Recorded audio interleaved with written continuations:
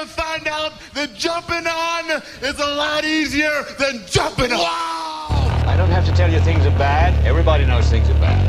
It's a depression. Everybody's out of work or scared of losing their job. The dollar buys a nickel's worth. Banks are going bust. Shopkeepers keep a gun under the counter. Punks are running wild in the street, and there's nobody anywhere who seems to know what to do, and there's no end to it. We know.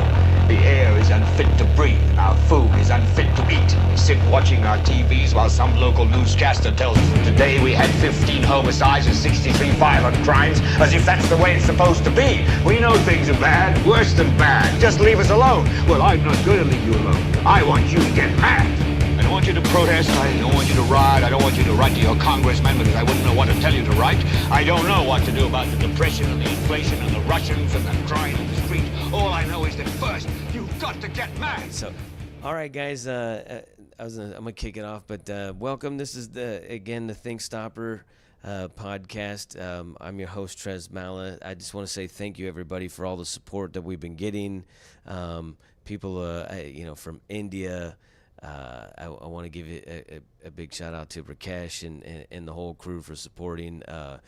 People in the UK and down there in Australia. Thank you so much, guys, for all your support. We got a good little episode over here. It's a little bit different. We're on location. We're up in the casino, doing things. My co-host, or the other host of the show, Mikey Slyman, he is out in Japan right now. His kids just tied for a gold medal place in the Olympics down there in Japan. That was pretty awesome. Tied with China. He's going to come back and tell all about that. We got a nice little deal going on. But I am very happy to have this guest on. This is somebody that I definitely enjoy his comedy and also his conversation as well as thoughts on things. But have the funny man and also Marine, right? Shaun Halpin here with us today. I'm excited. I'm excited. We're doing this kind of live. Yeah, kind of live, and, right? Live. People don't know that you gotta find some people and have like secret Facebook message areas. Like we have secret. Oh yeah, Facebook. Yeah, no, that's the world. That's what the world's come to today. Is like you definitely gotta have like a safe spot for just jokes. You know what I mean? Like because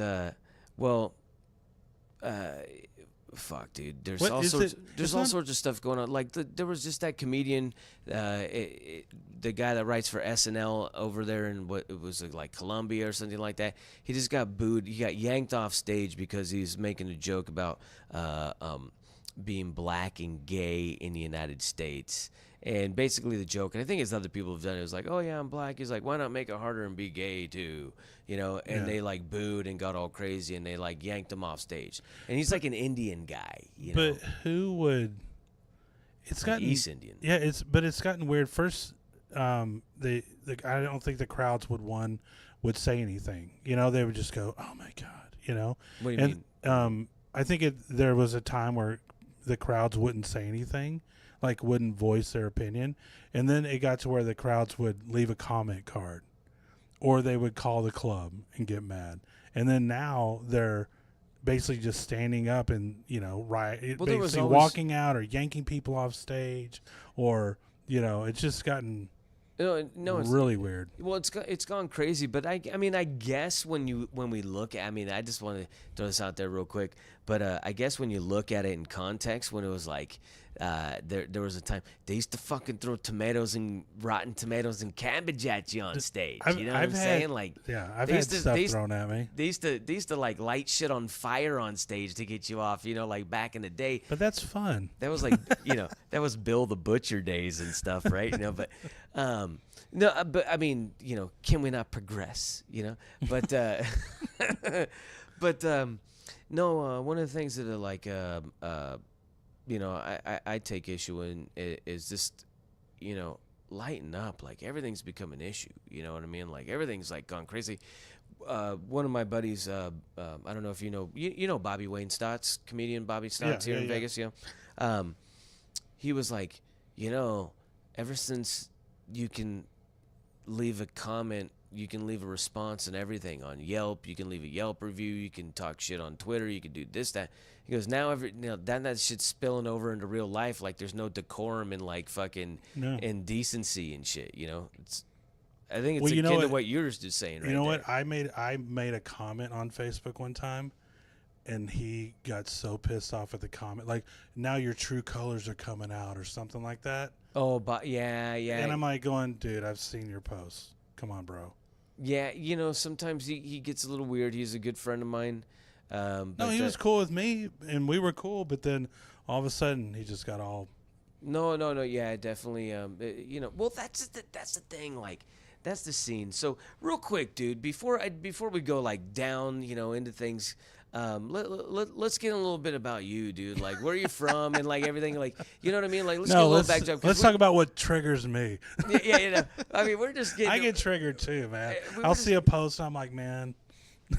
No, totally. No, but like, where are you from? Where'd you grow up, and how'd you like develop into the comedic mind, or? I mean, you're kind of born with it, but yeah, I think that I grew up in Texas. Grew up right outside Dallas, probably 30 minutes. Kind of really small town, like 95 people graduating class. Days. Yeah. So it's kind of the sticks. Always watched stand up as a kid. Me and my sister would always... Any specific names? Something that stands out? Gallagher, just... Oh, really? Yeah. Smashing fruit. Smashing fruit. Now, he was fruit one of those guys, though, definitely.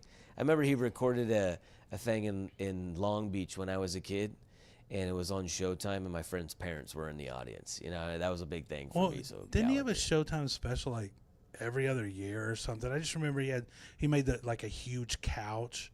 And basically made out of trampolines or something. Yeah, he had that, And then a blimp that went out in the audience. Yeah, well, I remember he had a seagull that pooped on everybody in the audience, like... He had some great rigs, he was Carrot Top and before Carrot Top, Oh, yeah. Well, I just, as a kid, I just think this is kind of dumb but funny, And then... Yeah, funny. So him, kind of Pryor, kind of Bill Cosby, and just we would watch Evening at the Improv and Saturday Night Live and stuff like that. So that's kind of how I got. Anybody in your family like kind of an influence in comedy, or just any kind of expression or anything like that? No, not at all. My mom and my sister and I would just try to find humor and kind of crazy times. Like, my dad left when I was like 2, and I'm sorry, you said he left? Yeah, my dad just walked out on us when I was like 2. Split the nest, huh? Split it, and so it was just like me and my sister kind of laughing at everything, as kids. And then how old? What's the age difference between you and your sister? 2 years. 2 years? Yeah. All right, it's close. Who's older? She's older. She's older, okay. Yeah, so we're pretty close. We've gone in and out, through the years. Well, me and my sister similar. She's 5 years older than me, but it was like we were the first batch. Right. You know what I mean? And there was like another batch of kids after us. But we're all tight. We're all like tight. But yeah. So I'm kind of similar thing is like it was just my mom and us. Yeah. Yeah, and just just I don't know, we would just try to make each other laugh, and from just as a kid, like I remember almost like writing my first joke as a kid. It was I don't know, we were sitting at like the dinner table or something, and I said there was a character on the cartoons called Grape Ape. Oh yeah, I remember Grape Ape. And I think I was eating some cereal or something.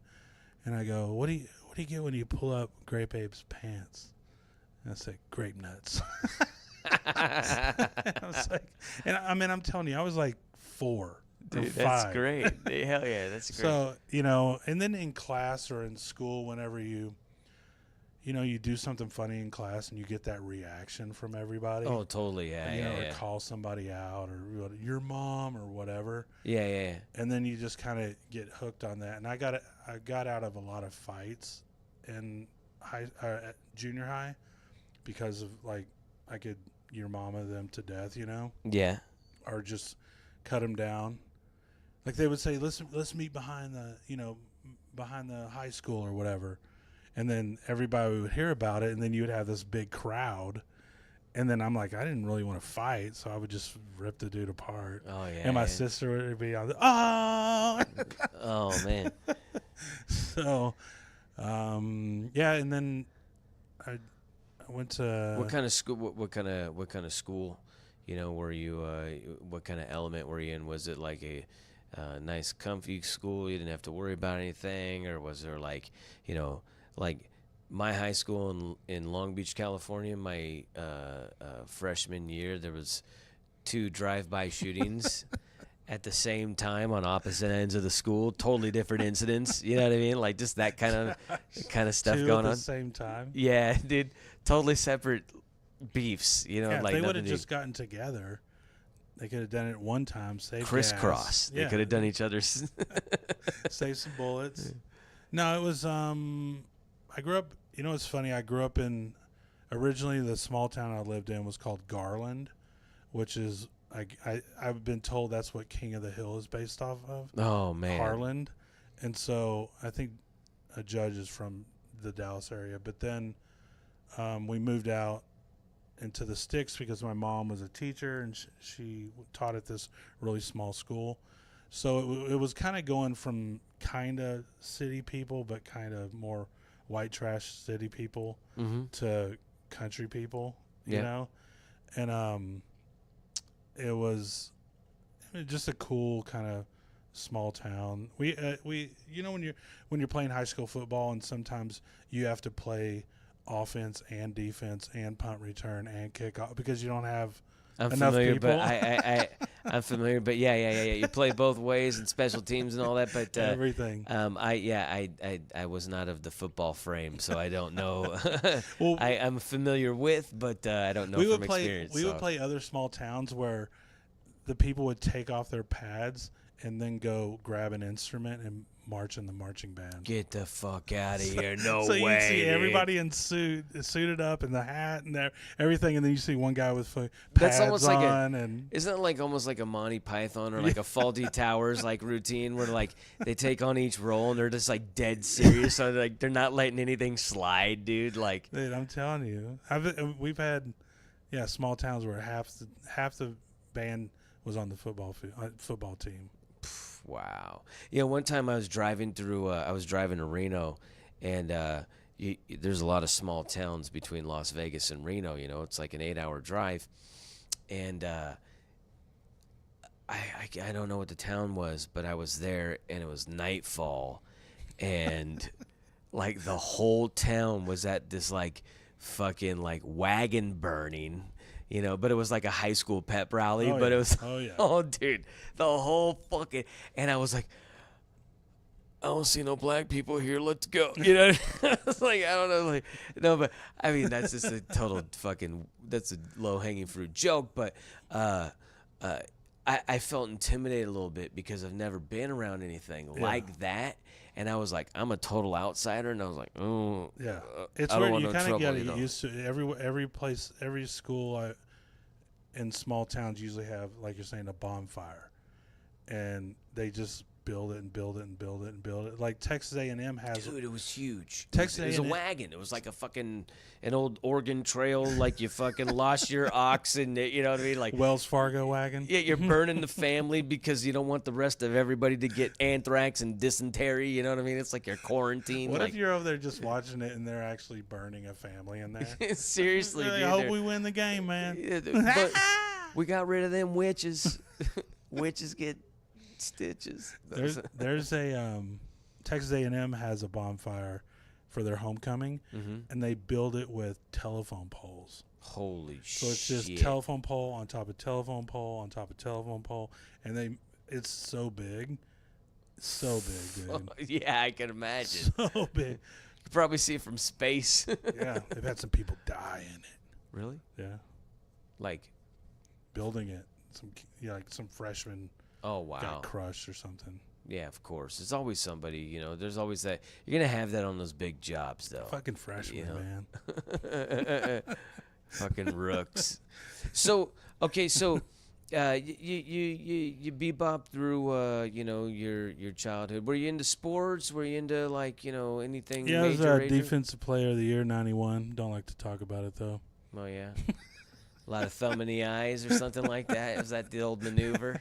My nieces, I have 2 nieces, and whenever, you know, I'll not really yell at them, I'll just act like I'm yelling at them, and I'll just always remind them that I was Defensive Player of the Year, 91. And they're just like, just shut up already. We know. You're like, I could throw a football quarter mile. Yeah, Uncle Rico. I can get you. Yeah, I mean, I played sports. I played basketball 1 year, but you ever see the basketball scene in Grease when John Travolta was trying to play basketball? I've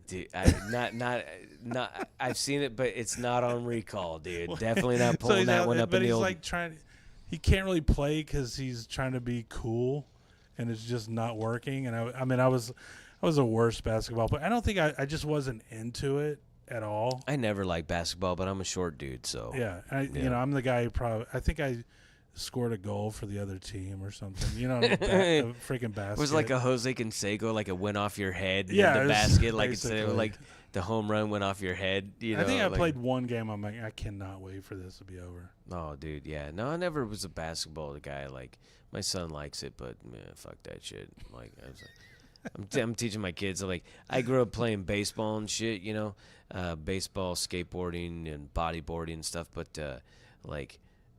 as an adult, I'm like, you're playing golf, you little fucker. Right. Like, that's what you're doing. Like, you're gonna get good at smacking a little white ball around, you mixed breed motherfucker. You know what I mean? Like, like that's what you're gonna do. But no, I mean, just many benefits in golf, playing just out in nature and a lot of people stuff, when you don't. But the connections and the networking is amazing Right. in that. So just want to throw that out there. You know, that's the other. You know, people hate golf. They'll hate on golf, right? And then if you go to a driving range or even play around, you really get it. You're like, oh, okay, this takes a lot of skill. No, totally. Well, you know what is funny is everybody that hates golf loves sports, right? They love sports. They love, and every sport, every athlete, everybody that they love that's a high achiever, they are striving to be good golfers. Like, you know what I mean? Like, they're going Charles to the game. Barkley. Look at Michael Jordan, like all these guys, like everybody, all of them. You know, De La Hoya, Donald Trump, fucking every major site, everybody, fucking Obama was a golf, like every golf, dude. Bob Hope, fucking. Well, you know, down the line, it's an amazing sport, but it's so tough. It is so tough. I think it's to me, it's like an equalizer.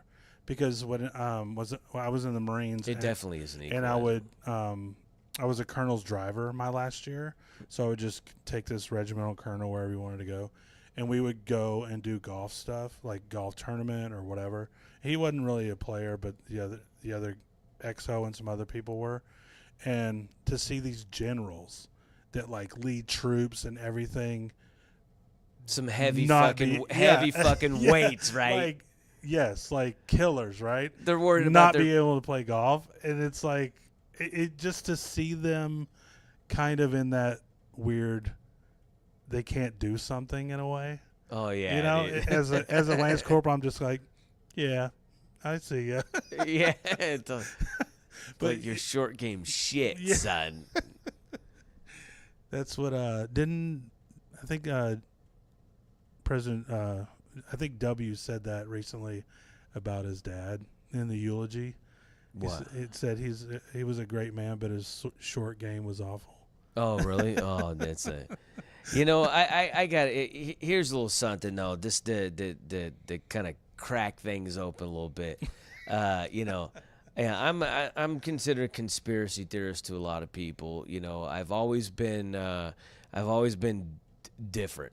I've always been just had a different take. I'd always look at stuff when everybody was like, "Oh, that way," I'd be like, "Well, what about this?" And people, I'd always get lambasted, da da da. And I never was like I never took like a CrossFit vegan. Reborn Christian or fucking, I've never took that approach. I never crammed it down. I've never been like those three things together just sound like an awful person.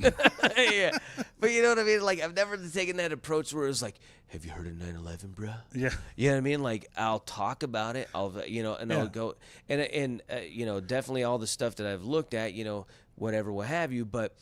I've always been considered just because I've gone against the grain or just I don't follow. I have my own path, and I go certain routes, and I might deviate, or we're all going down the same route, whatever, what have you. But I've always been called that. I've always been like labeled that and stuff like that. But fuck, I forgot where I was going with that. Well, if you're, I was reading the other day conspiracy theories. Or theorists. Someone said that, that's a term that was made up by the CIA to discredit people that were questioning the JFK assassination. Yeah. They made it's like a PR thing. Yeah. And it was totally just it's an ad hominem. Yeah. Which is it's just name calling, and it's also like a it's easy to use a straw man argument and stuff. Because they were going to use poo poo head. But they didn't have a ring to it. But I'm the same way. I kind of would not, I guess, voice my opinion, or I would. I don't know. I've always been I want to when everybody question everything. When everybody like certain music, I'd be like, nah.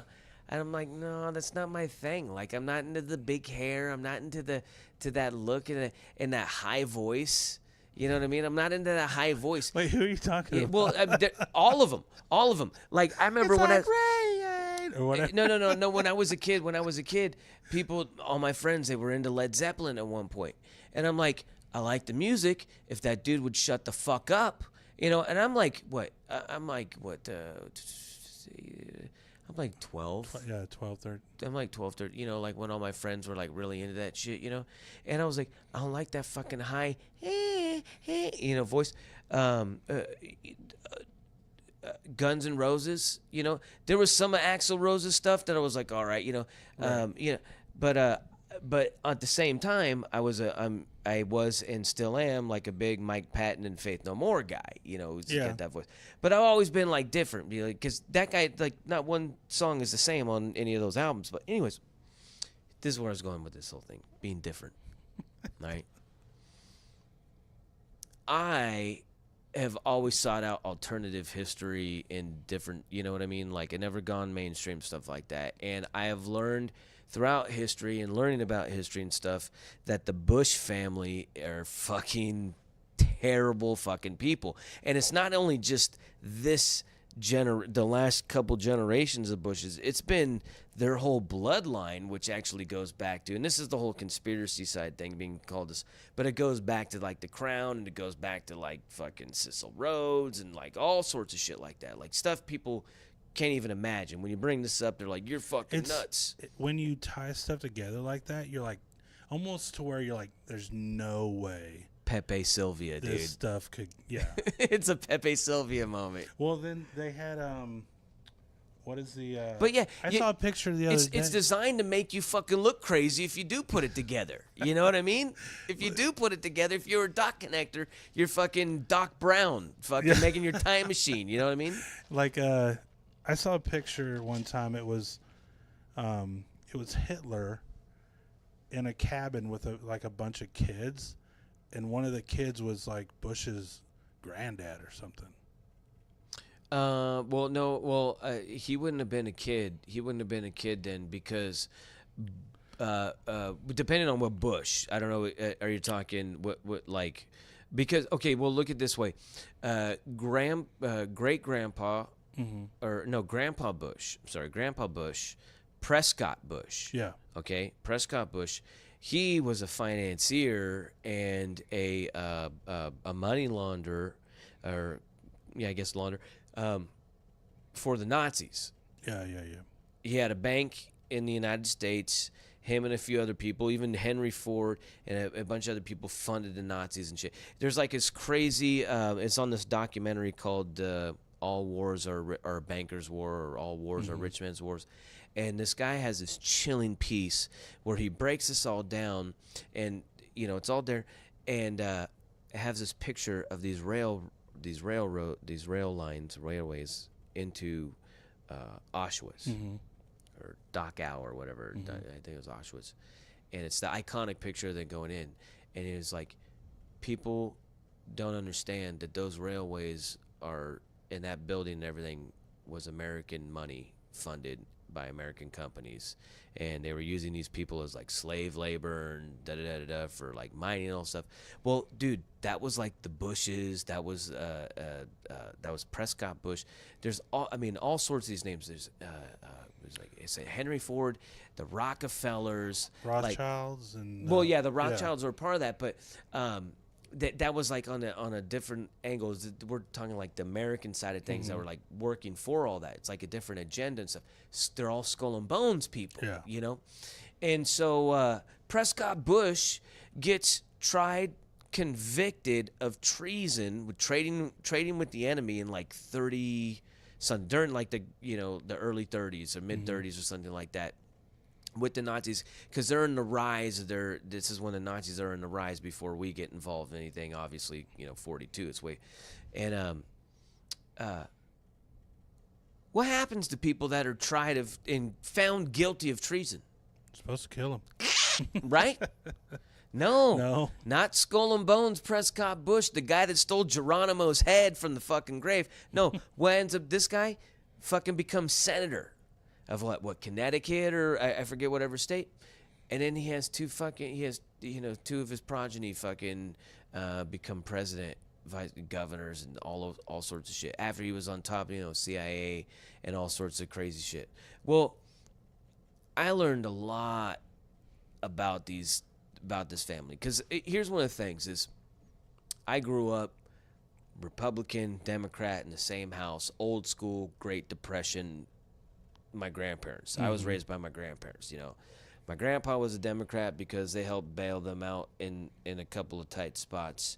My grandma was Republican. Her dad was a oil man. Fucking manifest destiny, move on. Fucking whatever.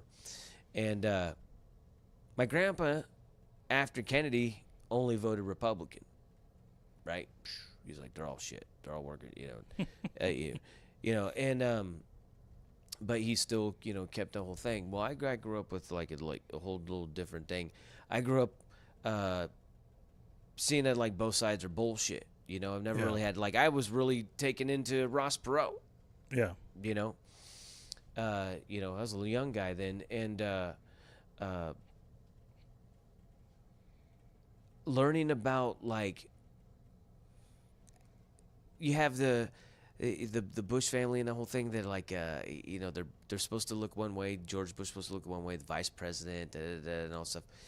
And then when I learned about, like, all that shit, dude, the Iran Contras, the fucking CIA drug running, then you go back and start learning all this stuff, Zapata oil, and then he was a part of, like, the CIA during the Kennedy assassination. And it's like they have like all sorts of people that implicate him being there in Dallas when he says he wasn't there, but he doesn't remember he was there. Then he supposedly shot down his own plane. But you go through, but all the stuff that this dude has fucking done, and here we are, people are like praising him. And then his son was also a war criminal as well. You know what I mean? Like, they lied to get us into the first war with the Kuwait, Kuwait and Iraq. The whole babies in the incubator thing. And this is the thing, is like, there's a modicum of like good that, like, he's probably done. You got to do some. Yeah. You got to do something for the people.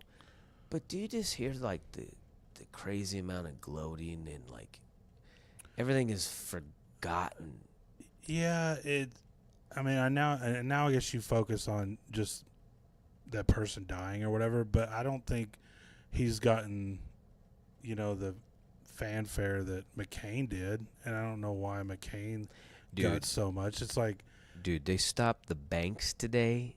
yeah. Every federal office today. The only thing that didn't stop was schools. What was weird, The stock market stopped.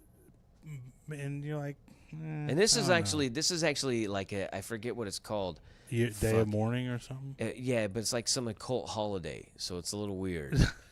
It's a little What weird. a cold holiday. I forget what it's called, but it's like it's something to do with death and the day of rest. It has like light and dark or something involved. It's beyond my Yeah, I mean, a lot of it's off my the it's off my Bush chessboard. family is kind of weird because either there's a lot of people that really like him or hate him, but not to the extent of, I don't know, I guess maybe Trump or somebody, because there's people that, I don't know, they kind of go either way with the Bushes, and there's some people, Well, you have your red and blue pill. You know what I mean? Yeah, you have yeah, your people that are just they're hook, line, and sinker. And you have your people that that don't have to be against his politics, but they look at the facts. You know what I mean?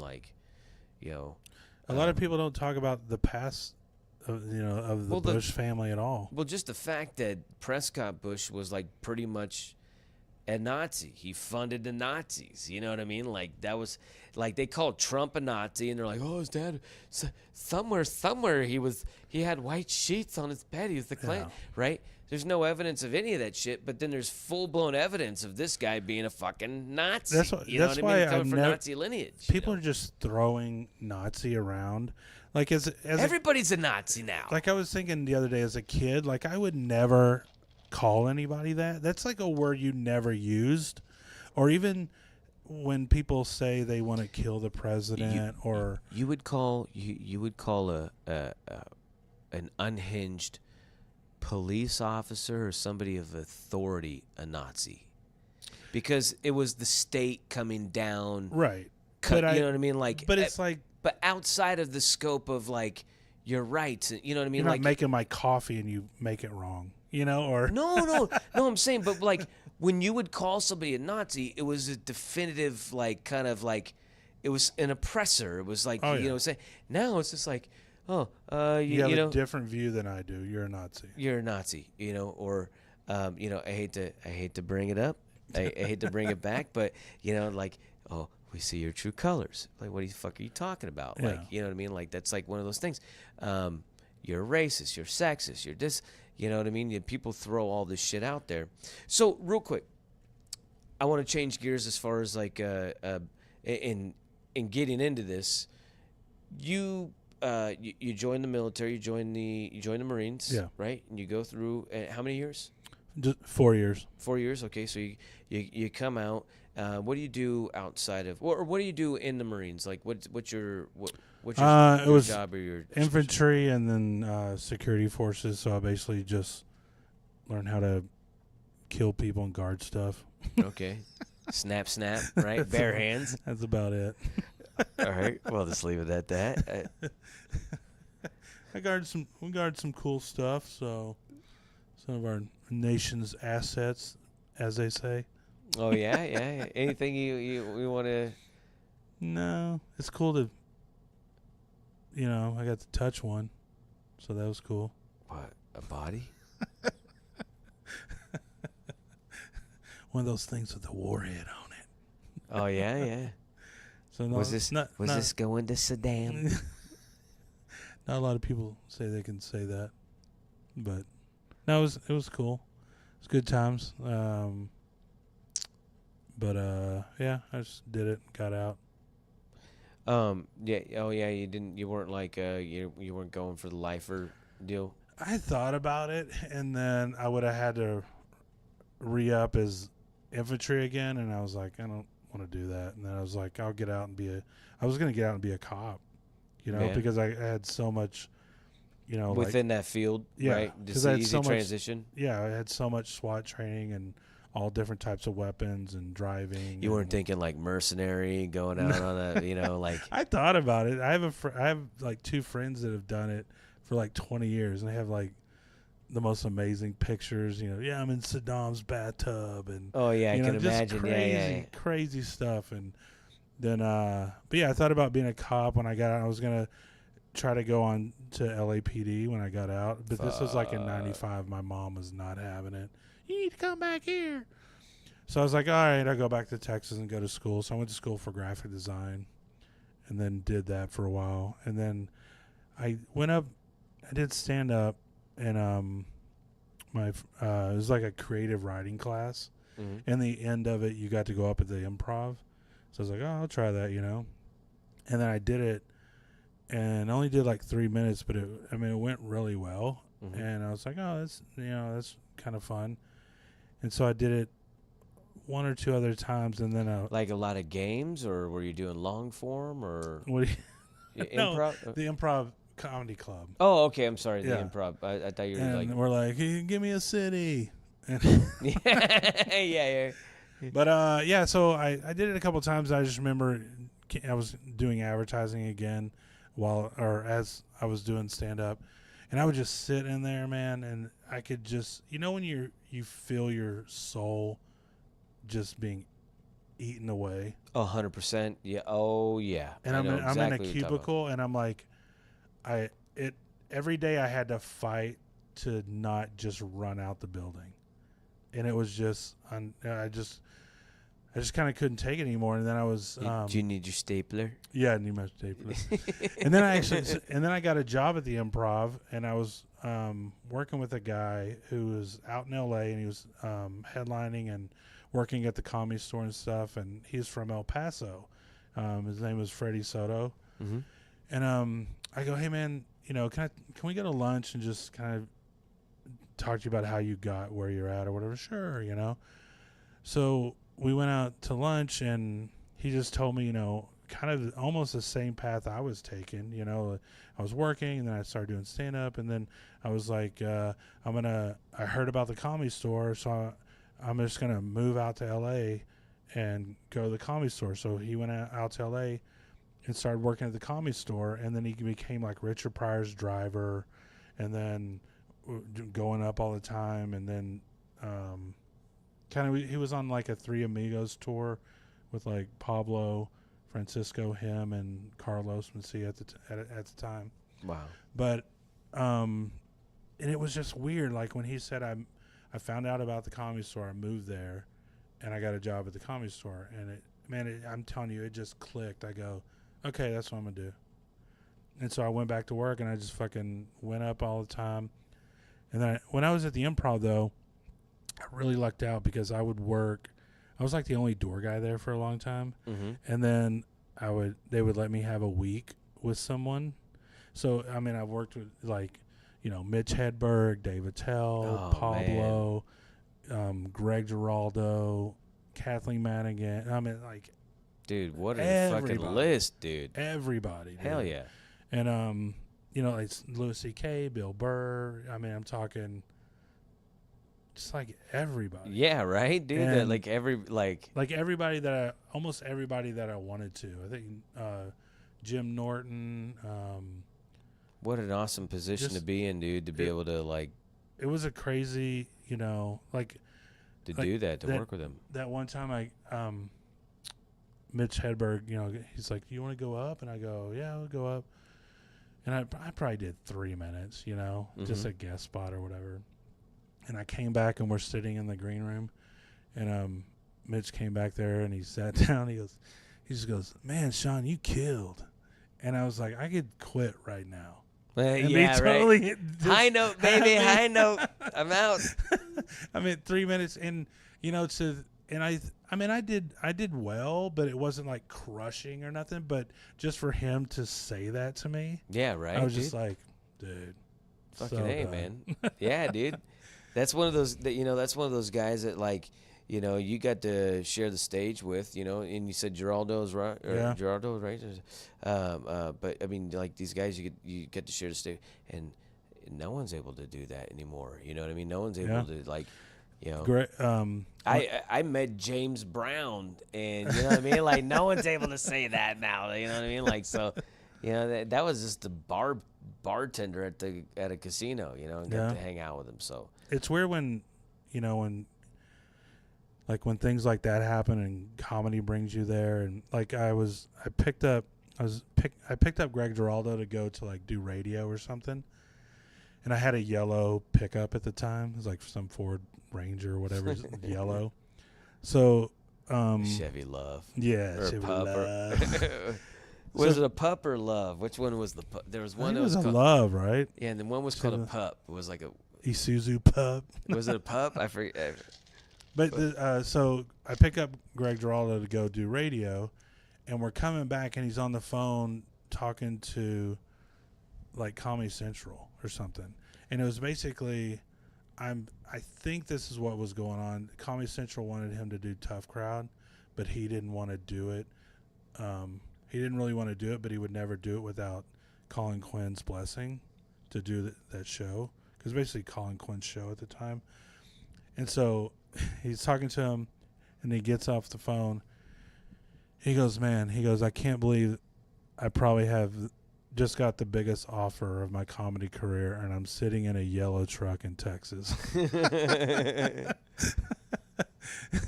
But, you know, there's some really nice people in the business to where, you know, when you come across them, you're like, that's a good dude or a good chick, you know. Kathleen Madigan and is it Judy Gold? Didn't she write the Comedy Bible? Is that was that Judy Carter? Oh yeah, okay, yeah. I get the Golds and the Carters and that, you know. But then like who was it? Cheryl Underwood.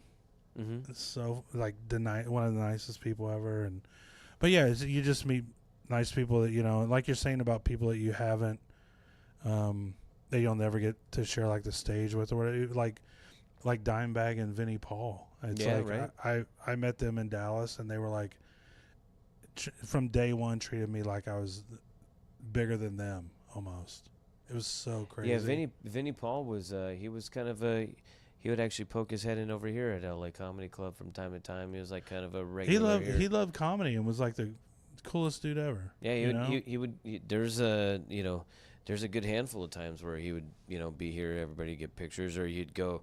We had shows at the Hard Rock, Slammy shows over there and stuff. You'd pop in. Slammy. Yeah, the man. Got to throw Slammy out there. He was actually, I was trying to get him to come out, dude, to come do the podcast He's today. Like, no. Dude. He's just like, I think I'll be asleep by then, dude. I'm like, fuck. All right, back to conspiracies. Yeah, right. Yeah. Well, because you and I and Slammy and Tino and some other people like Tripoli, and then, you know, because ever since I'm telling you, the 1 week I came to LA to see if I wanted to move out here. Mm-hmm. I met Tripoli out there. Yeah. And then, dude, Sam was like, I'm telling you, everywhere I went. Oh yeah, dude. Every show I went to check out. Just everywhere. No, And he's been on conspiracies or that type of thinking since day one. Oh yeah. That's why we just kind of found each other in the universe. You know what I mean? Like, well, even starting getting into the, you know, I just would always, even as a kid, I would question, being from Dallas, I would question JFK. No, totally. And then, you know, when every year that seems like another film comes out that they find, you know, that this is what really happened. And, you know, it's funny, I was working with Tom Green in Dallas one time, and he really wanted to go. And I've never been to Daily Plaza. Never. I've been to the Plaza, but I haven't been up to the museum. Oh, okay, yeah. Where you could go up to the window and stuff, and they recreated it however it was supposed to be. But man, you go through there and you put headphones on, and it's like every part of it's pretty interesting. But you know, even when they have stuff with the pictures, when they're like, well, the shadows don't match up, and you know, there's light from different sources, and you know, dude, there's like tons of like, there was a whole bunch of people shooting at him that day. It wasn't like just, well, Oswald was a patsy, but there was like a bunch of people shooting at him and shit, dude. It was like an event for the elite to watch the fucking the sacrifice. You know, that was the thing, is like the Kennedys were like, you know, hated amongst that circle. Like Joe Kennedy, like really pushed his family into, foisted them into, you know, being who they are and stuff. They've fucking fucked over a lot of people, you know, and stuff. And the Bushes were probably one of them. And I think the Bushes killed, like wiped out the Kennedys, you know what I mean? Like pretty much. But I'm going full blown conspiracy. I'm going to tell everybody right here, the driver, I think his name was William Greer, if I'm not mistaken, is the fatal shot that fucking pops his head wide open. The driver fucking, first of all, he was a late replacement, right? The security detail, when he turns the corner, they stand down, they stop running after the car. He speeds up to get away from him. And then when the bullets start flying, he slows down to almost a complete stop. Mm-hmm. And you can see in the Zapruder film where he turns around and he points a gun and he shoots him in the head. And as soon as he shoots and that head pops open, he turns around and then the car speeds off. Right away. And you can see it. And it's a little blurry because the gun and everything kind of blends in with the passenger in the front seat, his head. But you can see he turns around, and there was a conspiracy theorist, the guy that actually predicted, and he's on radio for this predicting 9/11, William Cooper, Bill Cooper. His show was called The Hour of Time. You can find it on YouTube and stuff. It's still up there if they haven't censored it yet. But you know, who knows? It's down. Yeah, but it's out there in the world. You can find it. It should be that available. But he pointed out all this stuff, and they sent the video to Japan, and they were actually looking at something else, and the Japanese discovered, and this is in the like late 80s, early 90s, the Japanese discovered, they're like, yo, look at the driver, right? Because they digitally enhanced it. They actually said that? Yeah, they were, Yo, yeah. Look at the driver. Yo, Well, I heard it was one of the guys in the car had like a rifle, and he was pulling it up. Well, no, but so there's another. I got another layer to this, right? But just to keep it in Daily Plus, William Cooper talks about how he came across documents that wasn't a gun per se. It was a spring-loaded pellet gun that shot supposedly like a dart, but like shellfish toxin.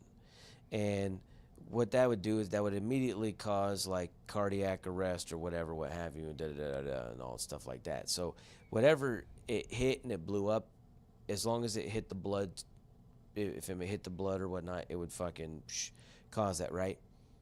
Everybody's like crazy.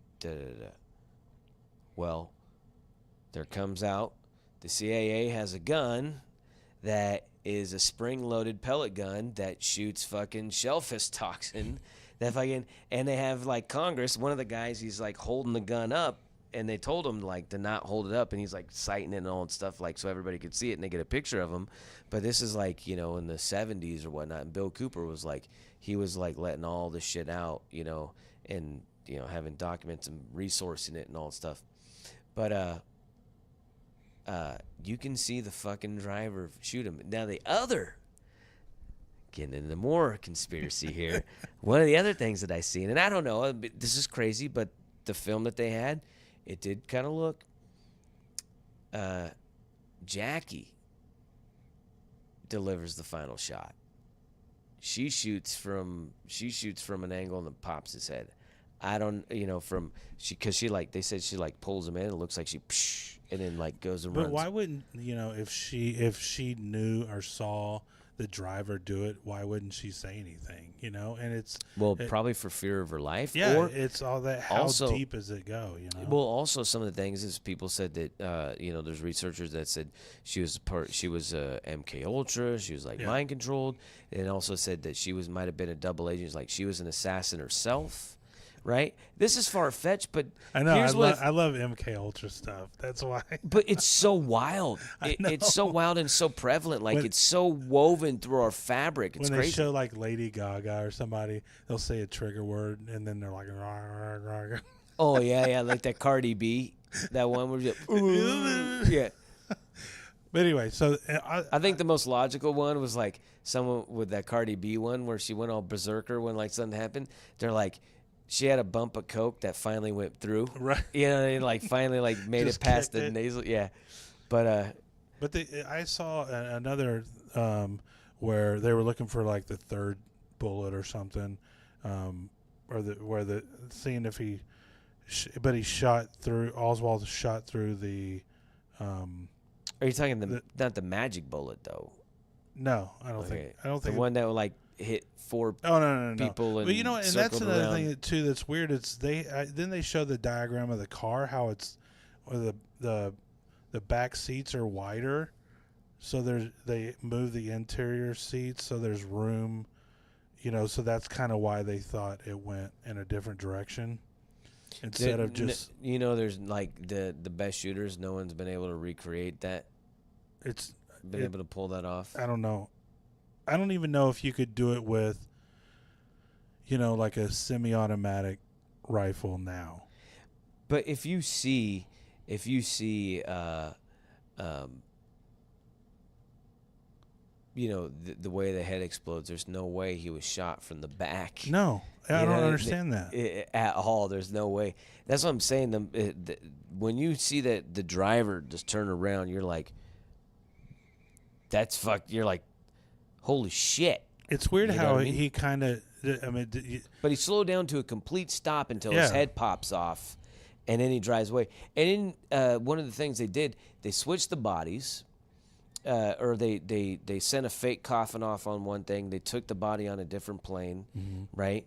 When he's supposed to go to the hospital, whatever, they flew the body around. They did the autopsy there. They butchered his head.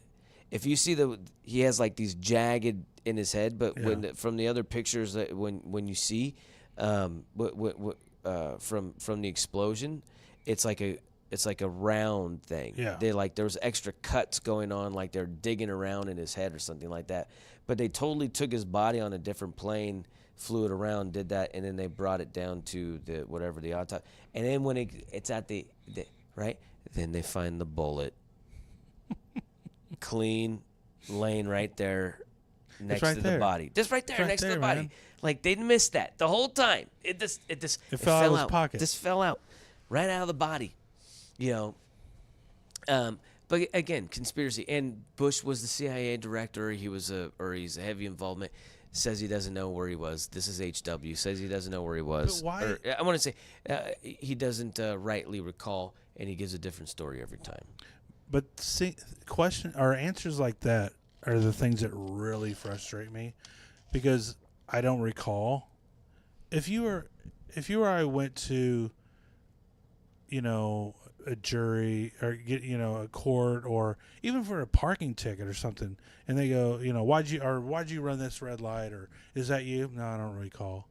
They're not going to let us get off with that. Hillary, how many times has she said, I don't recall, I don't remember? Oh yeah, well You know, that's all. That just shows you the power of Hillary and who the fuck she's Yeah. fucking with, because the FBI director at the time was like, oh yeah, she fucked off with this, she did that, and she left this wide open for this, but you know, just want to let you know, if it was anybody else, Yeah. they'd be getting charged, but it wouldn't be worth it going at you. I was like, what the fuck are you talking about? You know, Like one job I it's all had. separate rules. One job I had in the Marines is we would get all, like, we had a vault, and we were in charge of this vault, and it was all the top secret information for the regiment, and if they bring stuff over from the division or whatever. So we would sit in there, and if like a colonel or somebody wanted to see something, we'd have to, like, you know, sign it out to them and basically kind of watch over them while they looked at it, and then brought it back. And you know, I had a top secret clearance when I was in, you know, and there's stuff that Hillary has done that I would be in prison for.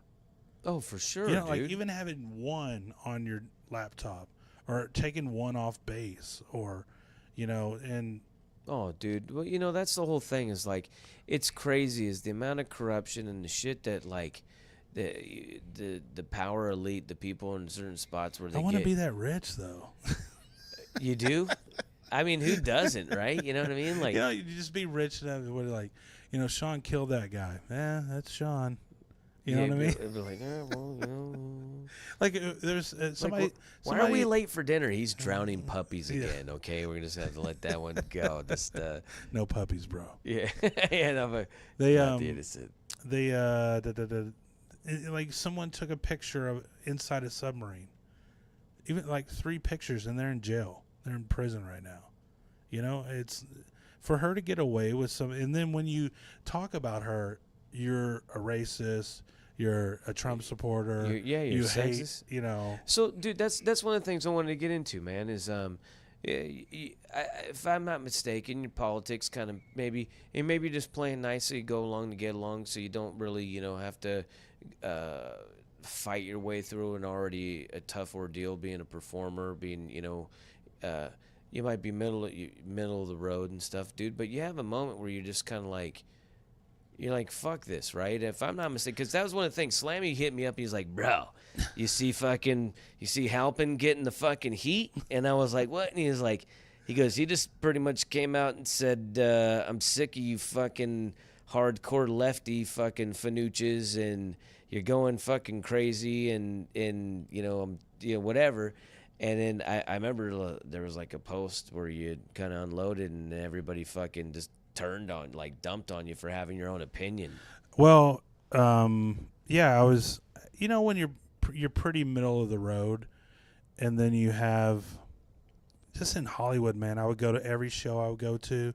It would be like, just Trump bashing the whole time. And I'm like, okay, it's the same joke. Everyone in here is going to cheer. Everyone in here is going to laugh, and then some people would like try to put in a joke that, I'm like, okay, you really didn't need that in your set or whatever. And then it was just all the time, man. And then on Facebook, all the time, just bashing Trump. So I've never been a 100% person, like 100% Democrat, 100% Republican. Yeah. I like questioning stuff, and I'll go, okay, Hillary may have this idea that's good, and but Trump has this idea that's good, and try to figure out. And that's what sucks about our government, because they won't ever do that, like take from each other. And now it's just like whatever Trump says, they're going to go the opposite, and then you're going to fucking hear about it forever, And so it just got to where it's like everybody at shows, everybody on fucking Facebook, it got to where I'm like, okay, you're just posting that, hoping that a casting director will fucking see your opinion and what side you're on. Yeah, right. And I just think that. And I'm like, dude. And it was just. They're just hoping they have the right little catchy trend deal going on with the look that they can fucking. That's going to fucking get them someplace. And I'm like, there's nothing wrong with having your view. If you want to be liberal, be liberal. But you don't have to, like, push it on me or say I'm trash for voting for Trump, or I'm a horrible person for voting for Trump, or I'm taking any of your rights away, because what is one right that Trump is taken away after 2 years from anybody? Yeah, exactly. And well, so what about, there's like people like me who, just because I didn't vote for Trump, I didn't, you know what I mean? And I'm like, there's nobody for me to, right? But because I don't hate the guy and I don't start bashing him, all of a sudden I'm lumped in with fucking, so I tell everybody, I'm like, yeah, dude, fucking MAGA, whatever, you know what I mean? Like, because you're lumping me in that, you don't even want to listen to what I got to say, because. Yeah, they don't. And I scare people with what I really want out of the world, so. Well, I kind of did the thing where, like, I was in the middle. I'm like, I'm not really a political person, and then it just was on me and on me and on me and on me. And I was like, you know what, guys? You guys are all crazy, and you guys are all idiots for just being the tolerant group that has no tolerance for anybody. And they're mean. They'll be like, we peace, love. Fuck you, motherfucker. You're like, what are you?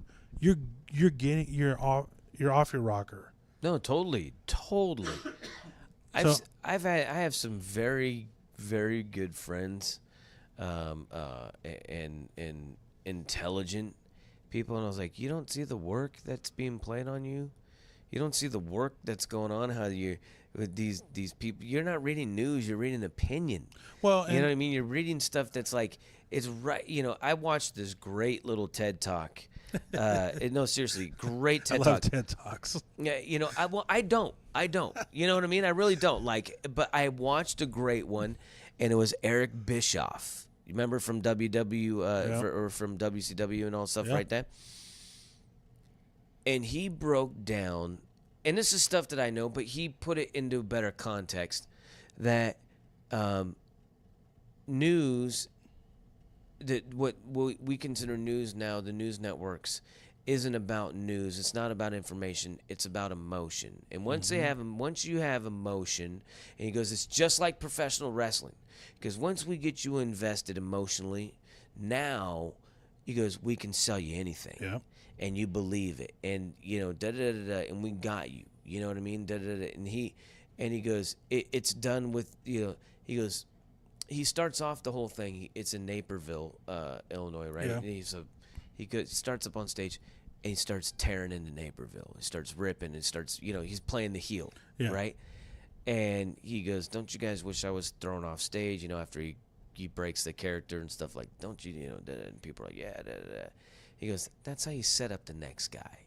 You know, He goes, you were emotionally involved. So the next guy comes in, no matter what the hell he does, you're going to get you're going to give him a standing ovation because he wasn't me. Yeah. Right? And so he goes in and goes, that's what they do in the news. They get you, and he goes on through. And that's what's happening to everybody. You know what I mean? Like, that's the whole thing behind, like, me and the whole ThinkStopper. Like, I don't know if you follow any of the goofy shit that I throw out there, but my whole thing is to, like, throw it in people's face. One, for the whole fact the left has gone completely to tip the scales. They've gone crazy. They've jumped the shark. They're fucking over and they're totally one way. No one's looking the other way. I've always been the other way guy. Yeah. You know what I mean? I've always been like, you know, hey, that guy was palming the card the whole time. Right. You know what I mean? Like, no, he wasn't. yeah, you know what I mean? Like, no, that fucking dove flew out his ass. Well, you know, like, like the 4 a.m. talking points that they all say. You know, there's that video of they all have the same saying. All the news outlets have the same. And the thing, like, I actually used to watch CNN. That's kind of was my. It was kind of. What was news that was 24 hours? Yeah, it was news in a way, and it wasn't. And then whenever Trump came around, it was like Don Lemon hated him, and every anchor hates him. Well, I was gonna say they were garbage way before Yeah. Trump, though, dude. Like, way before. But you could see, because what I used to do is I would watch Fox and then I watch CNN just because I like the back and forth, you know. But the hatred that's coming from CNN just for Trump, it's not news. It's their opinion about how much they fucking hate him and it's his not supporters. News. It's all panels. Yeah, it's all panels. panels now. It's all panels. But and that's how you shape the narrative. But it's because they have experts, and they're all ex-CIA, they're all ex-military, they're all like. And then what did Obama do? He fucking got rid of that something smoot law, where it's now legal for the government to use propaganda on its own citizens.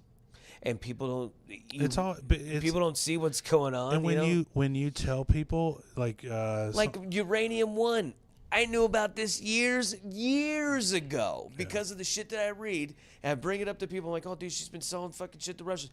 Oh, people get all, oh yeah. And then now it's coming out like, oh, that's this conspiracy. That's Alex Jones shit. I'm like, dude, I knew this way before that shit even. But nothing.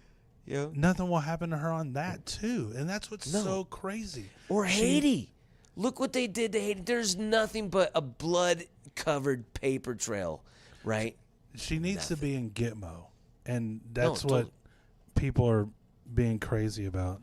I always wonder if that fucking that video that there's supposedly that video from the dark web.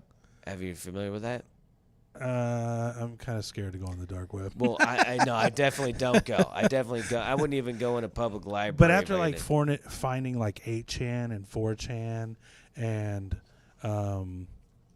like QPub, and Oh, yeah, the Q stuff? The Yeah, Q yeah. stuff. The Q stuff is just like, okay, maybe this could happen. All right, my dog's awake. Just watch your head. I'm more concerned where she's stepping. Oh, she's all over you. Sunshine, come on. So we were doing this, recording this, and my dog was asleep, and now she's awake. Yeah, I did something to make her upset earlier. Now she forgives me now. We were trashing Hillary, and she woke up. She was like, you know what? I am on team trash Hillary for prison, right? Well, yeah. You know, the one thing I like about the Q stuff, it's got a lot of people. I think a lot more people in Sunshine. Come on. I know you're excited. Here, God damn. When she starts licking my eyeballs, and I know can't. that's when she did that to me yesterday. I'm like, I don't want. Hey, No, I don't want okay. poop eye. She's okay. But the Q stuff, I think it got a lot more people really involved in patriotism in government and like questioning things and what is really going on. And hey, get out. No, totally. You know, the only thing that I have an issue with, and I guess it's only like stuff that you can really run on, is they don't Q doesn't go with anything that's like not mainstream news, and that kind of bothers me. Now, I'm not saying that like all mainstream news, like there's two different types of mainstream news. You have there's stuff that'll come from like Reuters, Associated Press, you come from the New York Times, but it's not what they promote. Right. So they'll put it out there.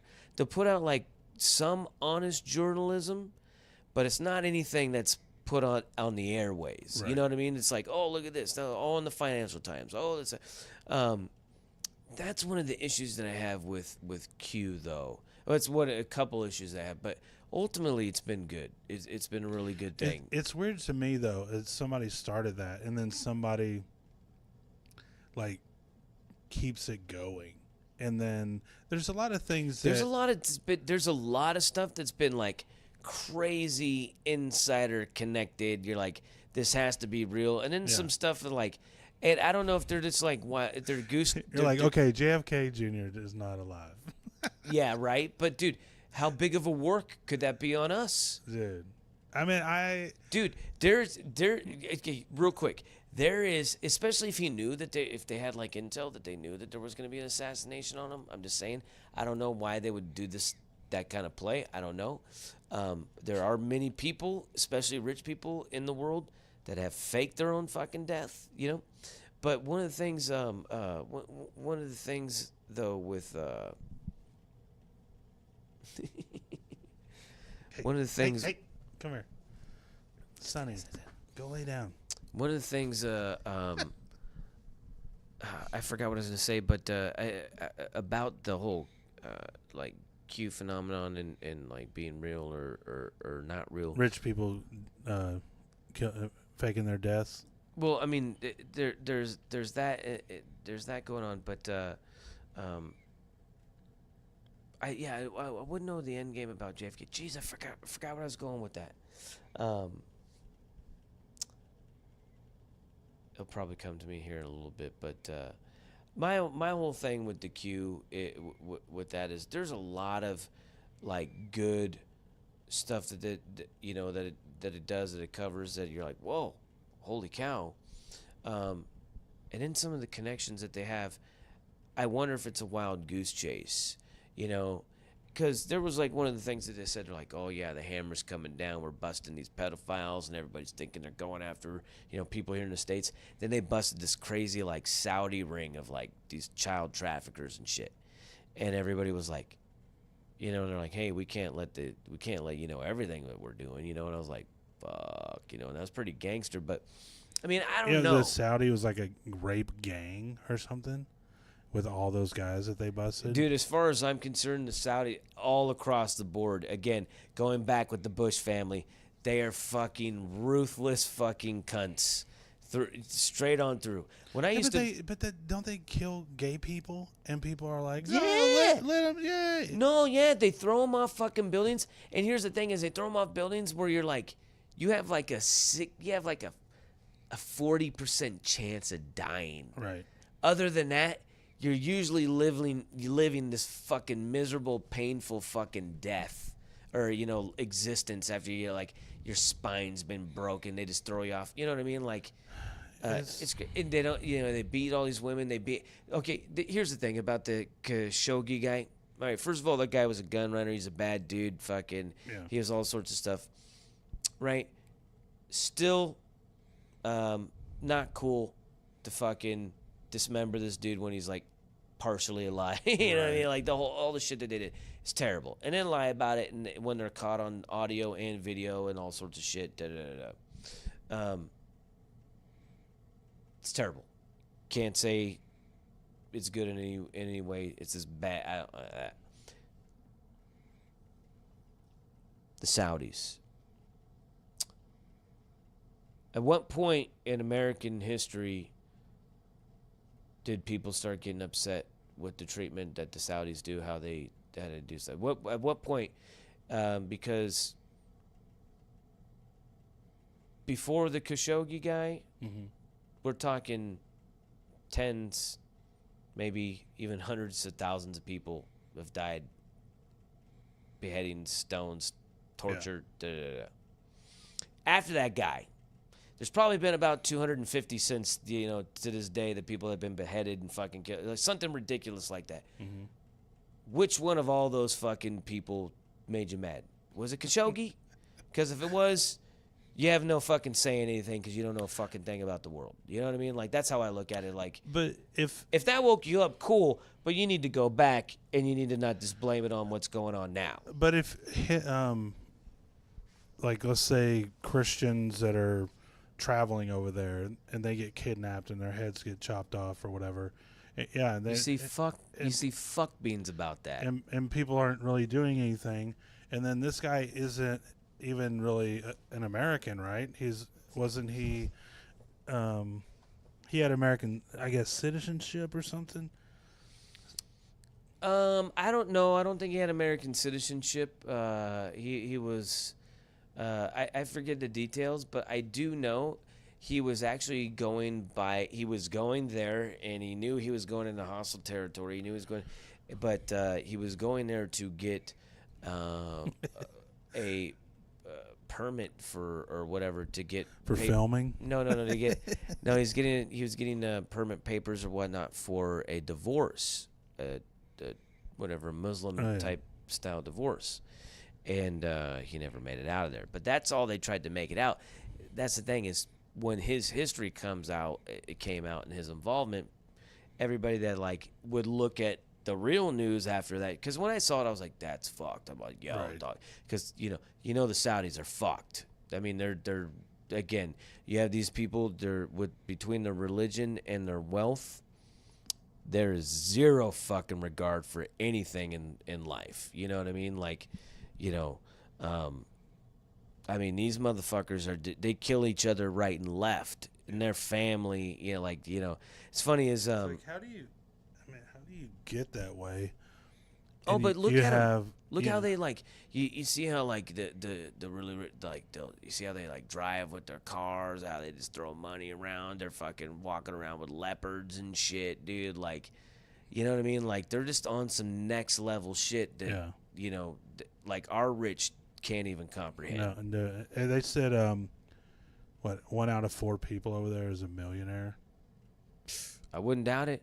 Dude, when I was a busboy out of high school, I worked at Spago's here in Las Vegas, down in Old Caesar's Palace, and they would hold a whole section for a couple of the Saudi princes whenever they would.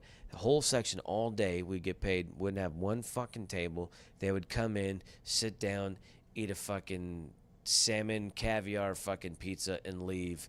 I'd get like a $300 tip as a busboy and fucking go.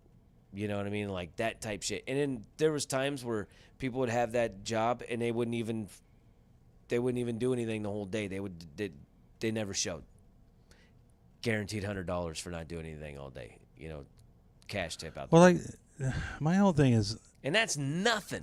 You know what I mean? That's just that's yeah. nothing but for like a fucking peon like me. I'm like, look at these motherfuckers. They got a restaurant locked down in case they want to walk in. And they just want bread. Yeah, right. And oil. They're gonna come in for some fun. One of my things though I've been worried about are just like over like Germany and just everywhere over there. It's just like the Muslims taking over basically towns. Oh, 100%. And then they have to do like, what about, how would it feel to be in Vegas and have the towers up for the prayer time? The music, or whatever. That it's just, I don't see if they get to put up the towers, like you're just, putting the net, the foot on the back of the neck of Christians, that don't want that up. You know what I mean? Well, there's a double standard. There's a double standard. Yeah. Here. There's a double standard with them when it comes to freedom of religion. Like, here's one of the things, man. Like, I have Muslim friends, and I'm not knocking them in the faith, but there's a faction, there's a part of the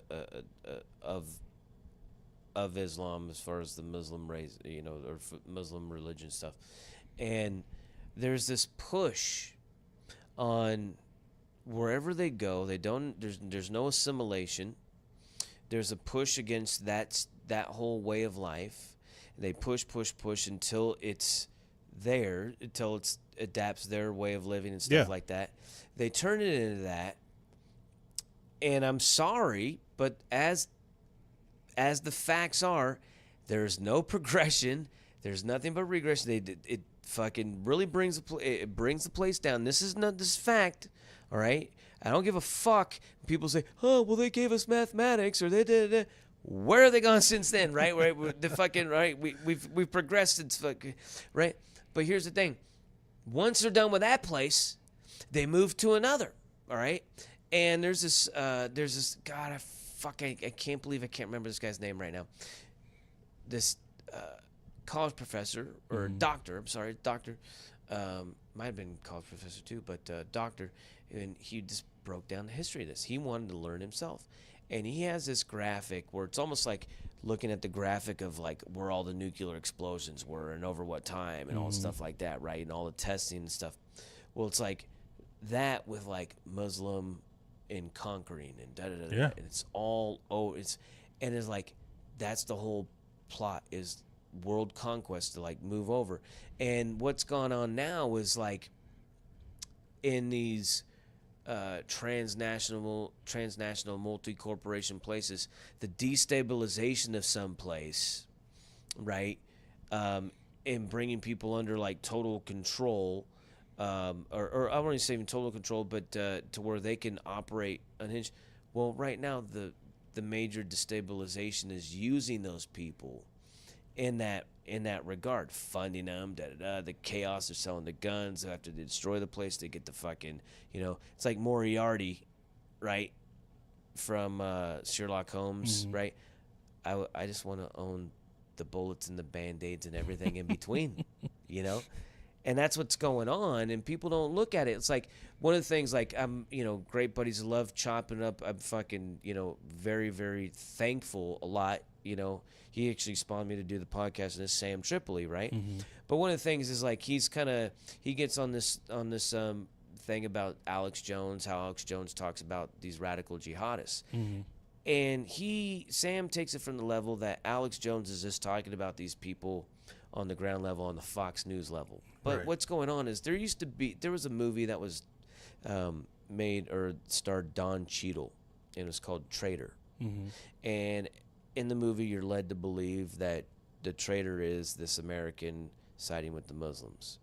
But in reality, what it was, the movie was showing you the real traitor was how these guys were so devout in this Muslim faith, and these people that were in control of them were all about the Western world. Yeah. And living that life. And he realized when they were blowing themselves up, the real traitor was the dudes that they were following. They were all these CIA guys, and so people don't realize, like, that's the real world, dude. They're using these people, these a lot of these people, in these countries. There's a lot of illiteracy. Back in the day, before the printing press, like how we were, like in Western world was, and everything went through the priests or the imams, right? And then they can put any spin, they can do whatever. And what they would say in religion, I think it was the Catholic Church, give me a child for 7 years and they'll shape them for the rest of their life. Yeah. Right? What are they doing with these people? You know what I mean? Like, it's just kind of like us, here in the States, with our school system, our education system. Well, and, when I look at, Germany and thinking about, kind of how they like to conquer areas in a way and then spread and try to be everywhere without the assimilation thing, and then you're talking the Muslims, right? Yeah, with Sharia law, with the refugees. Yeah, the refugees were, how many women and children do you see versus military aged men? Or because they were trying probably to, like 50 to 1. Wasn't most of the ban trying to ban military aged men? Oh, for the travel ban? Yeah. Which it was for safety. It was a travel ban when Obama was in office, and it was only all the places where they have the travel ban were the places that he was bombing the shit out of, right? You mean Saint Obama? Is that who we're talking about? Yeah, Barack Hussein Obama, Barack Obama. No, Saint. Oh, Obama. Saint Obama, yeah. Or as Sam Tripoli calls him, Black Jesus, which I think is like the best. But when Trump takes office, now all of a sudden it's a Muslim ban. But these countries were all what Obama picked. Because it's unbelievable what Trump will do and Obama has done before, and people are just. Well, let's take it brainwashed to where it's never happened. Just even with the just take it a generation back, right? Everybody's hating Bush. Everybody's hating Bush. He's a warmonger. He's this. He's that. He's da. Right? Fucking Halliburton, Cheney, right? All this stuff, right? Then Obama gets in office. Chill. Obama gets in office, starts out-bushing Bush. Mm-hmm. Continues his wars, keeps Gitmo open, right? Fucking, which now I'm like, yeah, keep it open, put them fuckers in it, right? But then he starts, 4 more wars? Actually 6 when you count Bahrain and fucking, what was the other one? Fuck, it will come to me. But, a conflict or an action, whatever. Yeah. Out-bushing Bush, right? Kept Clinton's policies in, from immigration to fucking prison and all that shit like that. Trump gets in office, all him. You know what I mean? Everything he gets, yeah. And then they did the pictures of kids in cages and stuff like that, right? It was all Obama's administration. They blame it on Trump. But they're saying that, but the people are arguing, well, yeah, but he didn't keep him in there that long. But he kept him in there. Why? You're saying this is all Trump? You're saying that he didn't keep him in there that long? What's the? It's like Mark Twain or Winston Churchill. The lie gets halfway around the world before the truth gets its boots on, right? And that's the truth, because like you talk to anybody about this, right? Anybody that's like actually looked into and not, swayed in this,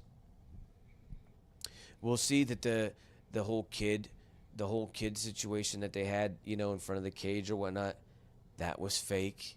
The kids inside the cage, that was fake. But when we were talking about all propaganda, it's like, why wouldn't you check to see where that picture was taken from? People don't, though. It's like it was in Puerto Rico at night. It's like. it's a soundbite world, dude. You know, Yeah. it's a headline world. You write a good headline. If you do it just right, you don't, in your mind, you don't need to read the rest. Sometimes I love posting. I'll just post an article with a headline. I won't say anything about it, just to see how people will react to it, and then people will just go at it for like See, I'll hours. I'll do a similar thing, but I'll put my own little flavor on it. You know what I mean?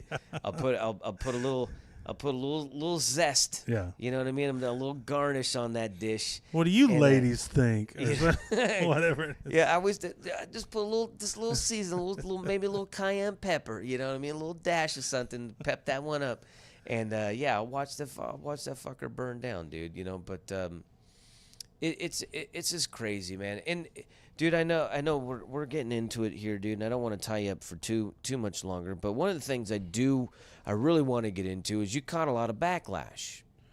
Yeah. You caught a lot of backlash, and you didn't go out like you weren't out trumping, were you? No, I wasn't At all. Well, I can't even remember because I think we talked about this earlier. I would get attacked online or get attacked, but I think I put something up the other day, or I've commented on people's posts like twice because you could tell they're so left, you know, and I it was some post and I was like, well, that's not really true because you're not looking at the other side and blah blah blah.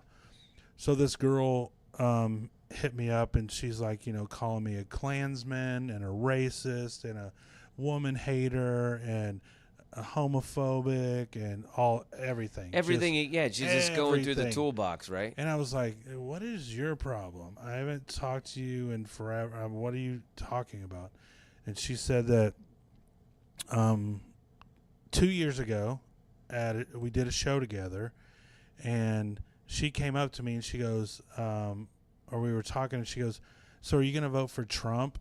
And I was like, well, I don't really tell people who I vote for, and I didn't want to tell her because I think she, with my beard and everything, being from Texas, automatically assumed that I was going to vote for Trump.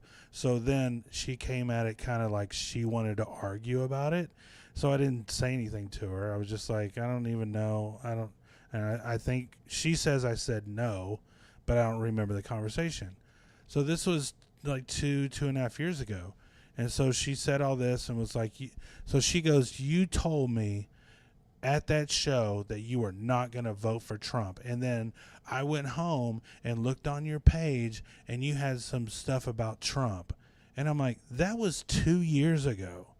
Yeah. And I told her, I go, people walk up to the voting booth still not deciding, still don't know, you know, and for like, she went on and attacked me and, you know, said that, you know, I sucked and, you know, Hollywood, you know, I didn't make it, so I might as well get all this stuff, you know? Oh, gee, yeah, dude. They go for. And then just, you know, people because I said, look, you guys, I was in the middle in the way you were acting and the way the Democrats are. You guys are pushing me farther and farther to the right. So I put farther and farther to the right, and then I had this ex-girlfriend thinking, oh, you're in the alt-right now, you're the far right, and I'm like, what are you talking about? Well, dude, I mean, seriously, you can stand on the you can stand on some of the principles of this, you know, being left center. You know what I mean? You can be middle of the road, and the way the left is shifted right now, you are so far right. You know what I mean? You're fucking center is like middle right now. It's like it's like where fucking Ron Paul was. You know what I mean? Like, you know it. You know, no, I mean, like, I'm like an anarcho-capitalist in a sense that, like, I believe that, like, I'm trying to get my dog to lay down. But and you know, I'm like an anarcho-capitalist though, in the sense that, like, you know, I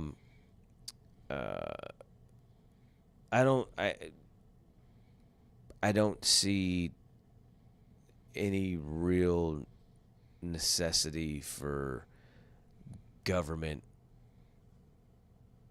Maybe very, very minuscule, but I'm not. I don't say. I don't want to say, oh, I'm anti-government.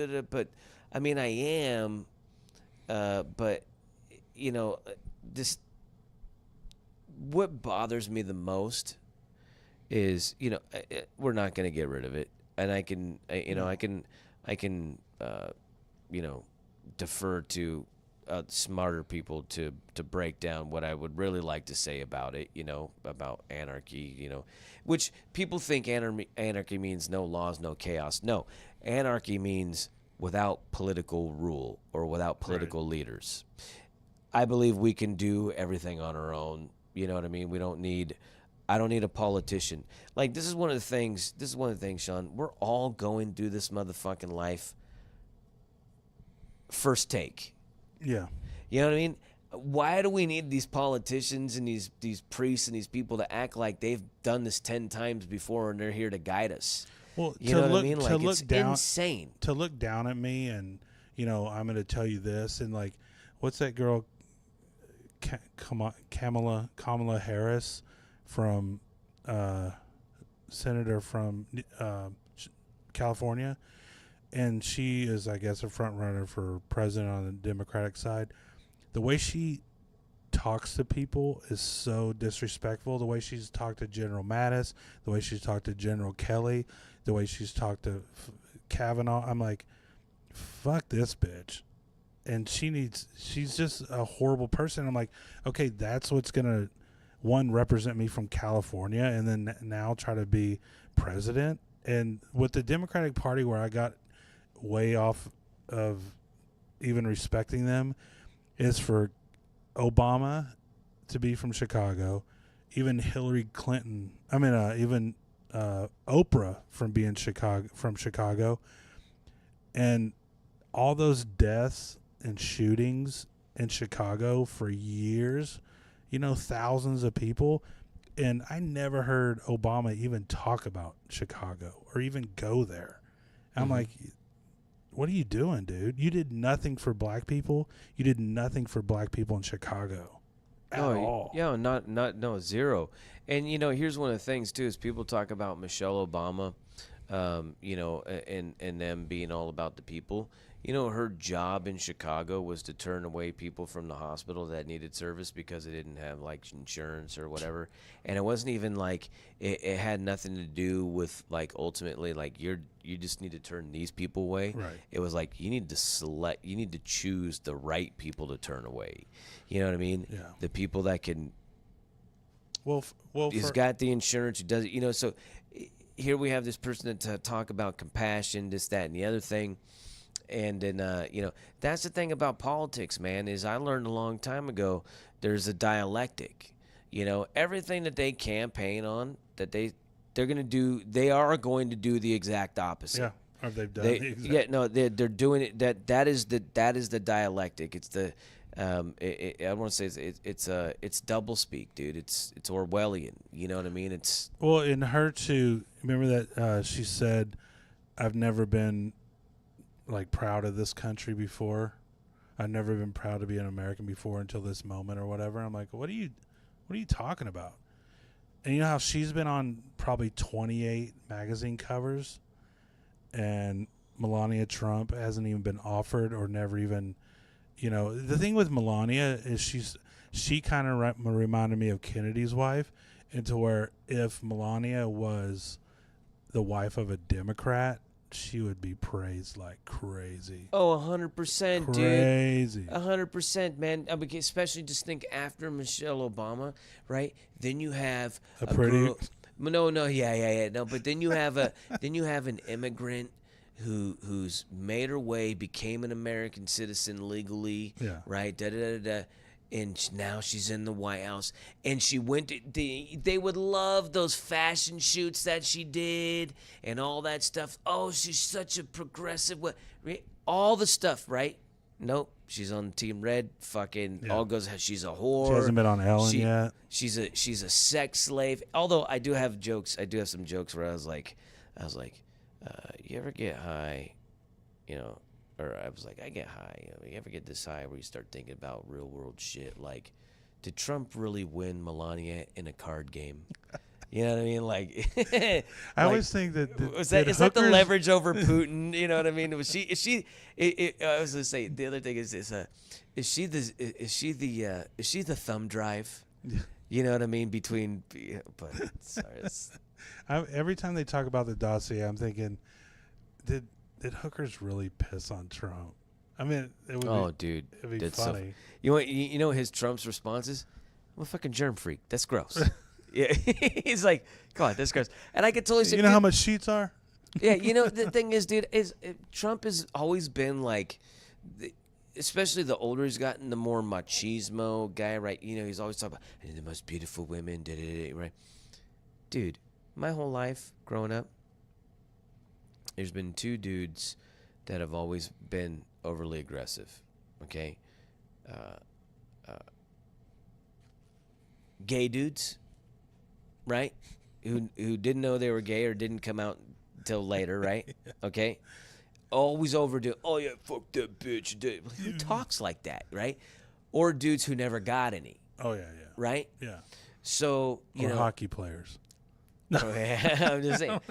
Like, who the fuck talks like that? Dudes who are laying pipe don't fucking talk like that. Yeah, but when they said Like, locker room talk, I mean, I've heard people talk like that. You hear people talk about it in movies. No, but his whole machismo, the whole machismo thing is what I'm going.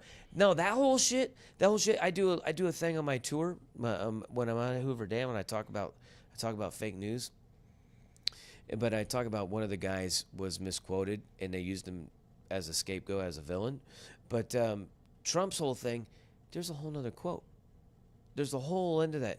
There's a pre, and there's an after that. The pretext and the context, or after that, where they're talking about celebrity status and how crazy the girls get. And he goes, yeah, they get so worked up. You can do anything. You can grab them by the pussy. After that, he goes, chicks will do anything for celebrity. Da da da da. They'll, you know what I mean? It's incredible. You don't have to do anything. But don't just they leave that part out. Yeah, totally. One of the guys out of Hoover Dam, Dr. Elwood Mead, the guy that they named the lake after, he was quoted as saying, I don't care how they're living, they need to start working. Project needs to start. The rest of that quote was, if the floods come down, we lose the whole project.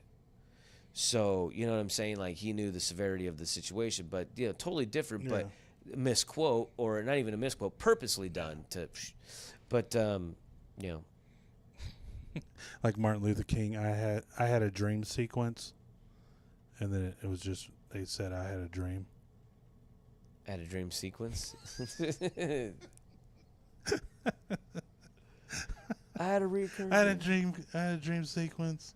That's some yeah, but the one reason it really kind of got me just behind Trump more is he's the only one that has ever, in the past two presidential elections, really said the word military and meant it. Like, I'm going to support the military or veterans or VA or and he they have this. Are they doing stuff for the vets as far as like? Yeah, well, there's a thing now that I have where I've heard, I got a mixed bag from people. I hear it's mixed not, things. I mean, it's still the VA. They're trying to turn it around. Obviously, it's still like county hospitals type of shitty.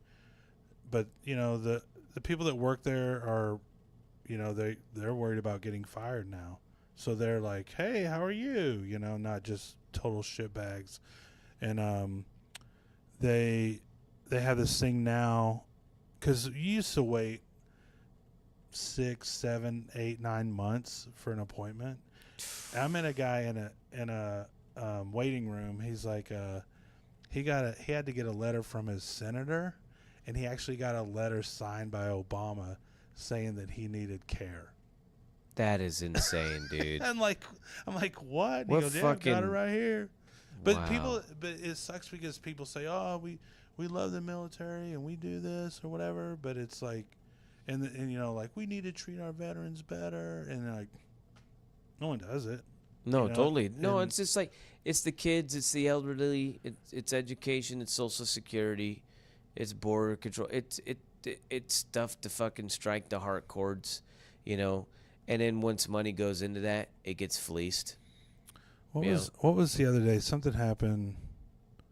You know, like something was $37 million or something the other day.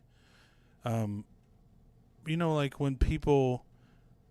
Oh, with Beto, the guy who's running for governor or senate in Texas or something, he got raised $37 million, right? And I was thinking, His campaign was like 70 million or something, right? And then he lost. That you talking about that guy? Yeah. Yeah. It was like something like over 60 million or something. Okay, so let's say 60 million people donated to that one guy, and he didn't win. So why can't someone go, we need to help homeless people, and get $60 million to help homeless people? Because it would never happen. They're going to vote and put their money behind this one guy to just move up in office to do what? I mean, the only thing I think that guy ever did in office so far was like get a post office renamed or something. Dude, here's you're encapsulating on what like my whole thing is, or like you're talking about we could put all the money together, right? We can do these things. Why can't we to help out people and stuff like that, right? People come up with all these excuses. Oh well, who's going to organize it? Who's going to get paid? No, it just happened. But I'm just saying that people come up with all these excuses and be like, but you're giving your money to a politician like this dude, right? Like, what's the difference, right? But have you ever heard of direct democracy, blockchain voting? Yeah. Okay, the blockchain, like Bitcoin, it's something that cannot be hacked, can't be frauded at all. It's pure accounting. Boom, boom, boom, boom, boom. They're starting to sell real estate on blockchain technology. Everything on down the line. It's going to change the fucking world, right? It's this ledger system. Well, in a few countries, cities, mayors, West Virginia was the first to use blockchain voting here in the United States for people overseas to vote something on like a local deal. We could completely circumvent. Well, I don't want to say complete. We could take the leverage and stronghold out of like politicians. We can get rid of like lobbyists, lobbying groups, special interest groups, and stuff like that. We could take at least a lot of the influence and the stuff out of them to where the people could actually vote directly on a bill, on a budget, on a fucking, whatever.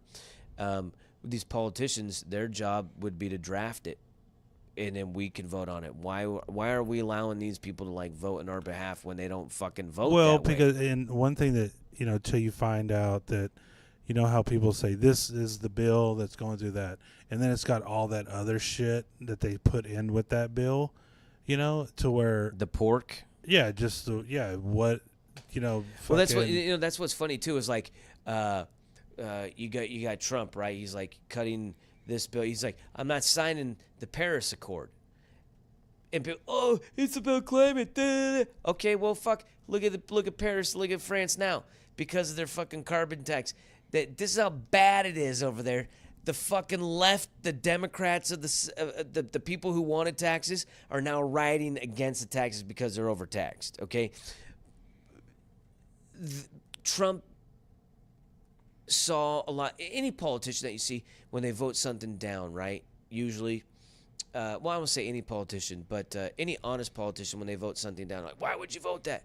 Like, well, you're only looking at what they're selling you and not what's in it. Yeah. You know what I mean? And Trump was like, I'm not fucking giving these people any more fucking money. I'm not letting them dictate on how we fucking operate over here when they're over here fucking off all over the world and not paying anything. Like they want to put all the screws to us over here, but let China run wild. Like, fuck that. What makes me mad is that someone is just now stepping up and doing that. It's like totally. The NATO thing is so funny. It's like I'm not. You need to pay your fair share. Yeah. And every other thing that when he got out of the Accord. Did you see their faces too when he was? They're like,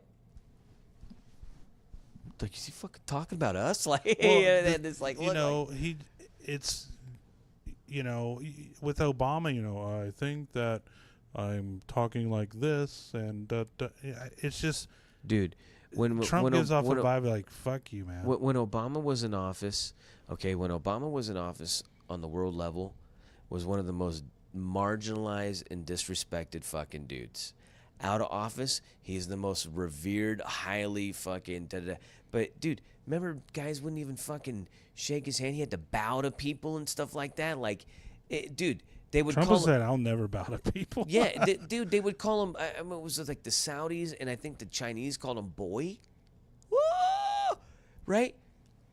Yeah, but how much, it's sad. Dude. How crazy is that, You know what? dude? You didn't never see that shit. But you never saw Obama when he was president, like out. Now he's out every week talking to people. Oh, it's because the economy is away because of me. Dude, oil is because of me. But You're dude, like, shut up. You rewind the tape, and Obama's over there. He's like, what's Trump gonna do? Wave a magic wand? These jobs ain't coming. He's like, I couldn't bring the jobs back the way they ain't happening. Oh, what, the GDP? He ain't gonna. How's he gonna do that? I could do that. Then he brings it up. He goes, Obama's like, well, that was because of me.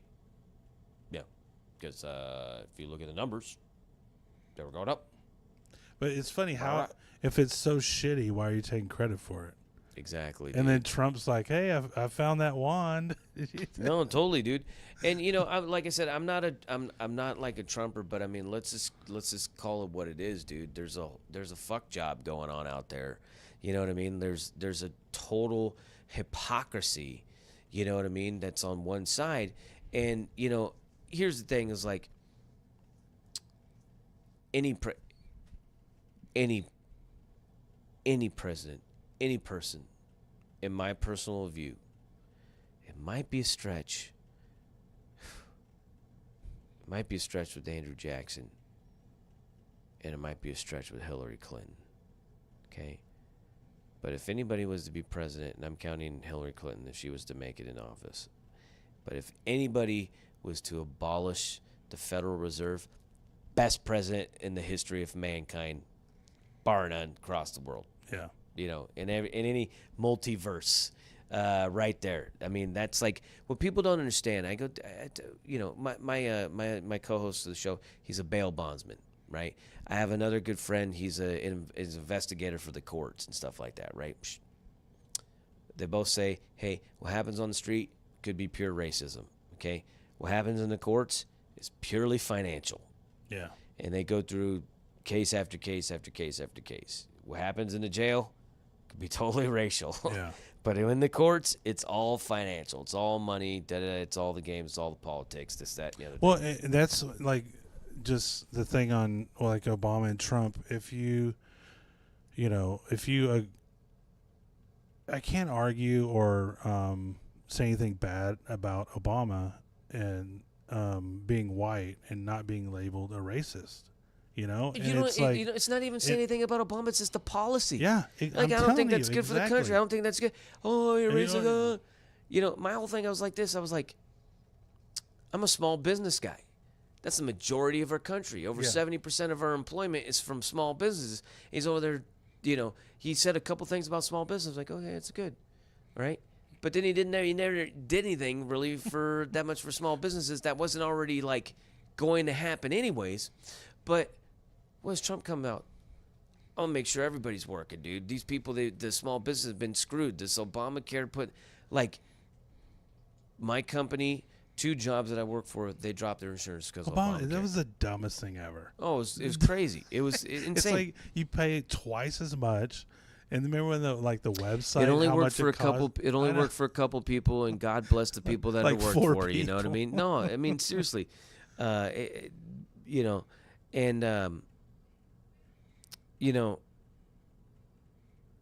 assistants and all that stuff. But dude, they were taking what people already had and took it away from them. and they really didn't help out. It didn't help out who when they were fucking robbing Peter to pay Paul. You get to keep your doctor though. Yeah. And then he's like, "Oh, I never said that." I never said that. Well, there's that meme going around to where, like, the last president, if I disagreed with him, I was a racist.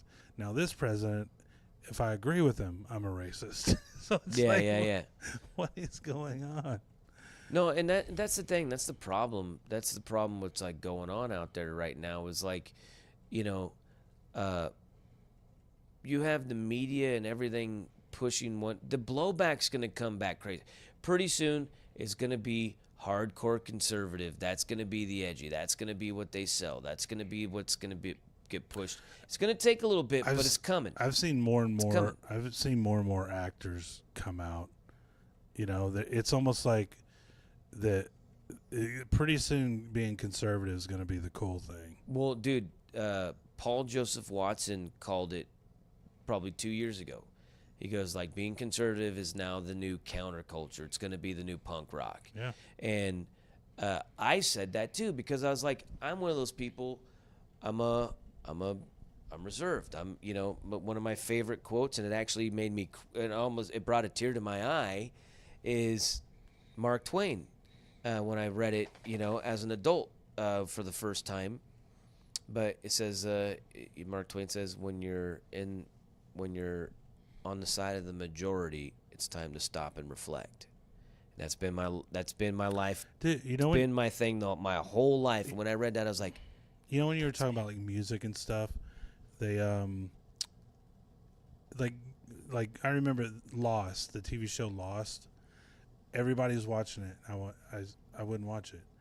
And then it's just weird, like every Game of Thrones, everybody's watching it, and I'm not gonna watch it. Yeah, it's I'm the same fucking way, weird. Man. It's like I don't want to be, in a way, the common person.